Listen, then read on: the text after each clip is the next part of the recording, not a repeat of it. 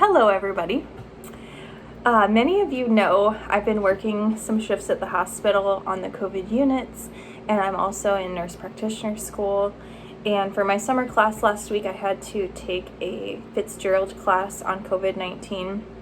And recently, I've had quite a few people I know who either know somebody who has gotten the virus or have gotten it themselves.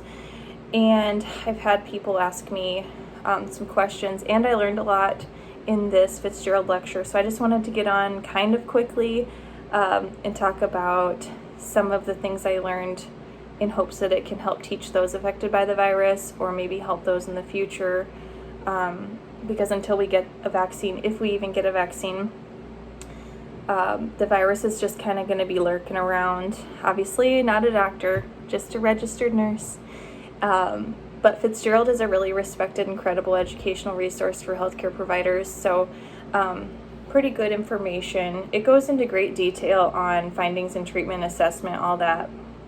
But some of the stuff I learned really could be great for people of the general population. So information is constantly changing. This information is current as of June 12th.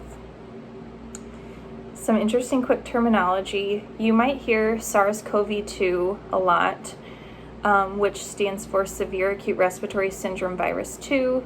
The 2 is actually because the original coronavirus outbreak was back in the early 2000s, which I don't remember, mainly probably because I'm younger, but also because it wasn't as widespread as the SARS-CoV-2. And then when you hear COVID-19, that actually is referring to the disease that's caused by the virus. A lot of people want to know where we stand with everything right now. The numbers are obviously online, but there is no FDA-approved treatment or drug for COVID at this time. They have medications and treatments that are showing promise, but there's nothing with enough evidence to be supported by the FDA at this time. And like I said, the numbers for the state and the U.S. are online, and it seems like we've hit our peak, but at least in Iowa, we're kind of on this dangerous plateau where we don't seem to be getting a ton better or worse. So I guess that's good and bad.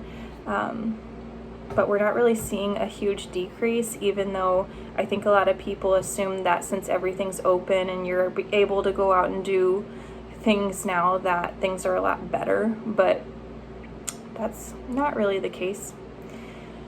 A lot of people want to know about the vaccine. A lot of people don't realize that a vaccine takes at least 12 months to produce and get to market. There's many clinical trials going on, and there are some that are showing promise, but it's still going to be a while. So unfortunately, until we get that, we're dealing with it. One interesting thing I learned is that there's many strains of coronavirus. Some of them are even the virus that causes the common cold. And then obviously the one that we have right now is causing severe illness and death or no symptoms at all. A lot of people have asked me or talked about how long you're actually contagious for. The Fitzgerald lecture says that you are contagious 3 days before symptoms start, which is scary because you're spreading it without knowing it, really. And then for a week after your symptoms start, you're very contagious. And then another interesting thing that I learned is that anywhere from 25 to 50% of people who have the virus are asymptomatic, which is great for that person. But they are spreading it without knowing it, which is the scary part. Also, this means the actual number of people who have had COVID-19 in Iowa and the U.S. is probably quite higher than what's actually reported. Another interesting fact, each infected person will infect 2 to 4 people on average. And then those 2 to 4 people will infect 2 more people or 4 people. So you can see why this spreads so fast and so bad. There's a lot of controversy on wearing masks. I personally still wear my mask when I go to the store, if I go to the farmer's market, if I'm going to be around, those possibly vulnerable populations. it doesn't really bother me to wear a mask for 15 to 20 minutes in a store, and it's just the kind thing to do, in my opinion. The CDC, if you go on there, it does recommend wearing masks, and mainly it says, to protect other people. So given this information, people should just use their best judgment on wearing a mask, I guess. But I've had people ask me what they can do prophylactically to keep them healthy in case they get the virus, or even if they get the virus, what they can do to kind of boost their immune system. Obviously, with anything, rest, stay hydrated. Even if you don't have it, staying hydrated, very important. The Fitzgerald class recommended vitamin C twice a day, zinc every day, melatonin at bedtime, daily baby aspirin, and then also probably the most important one they say is vitamin D every day. So you can take these prophylactically or if you're infected. Vitamins, probably a good idea anyway.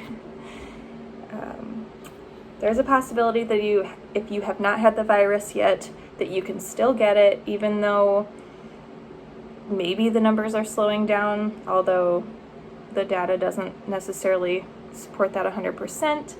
Just stay smart, stay healthy.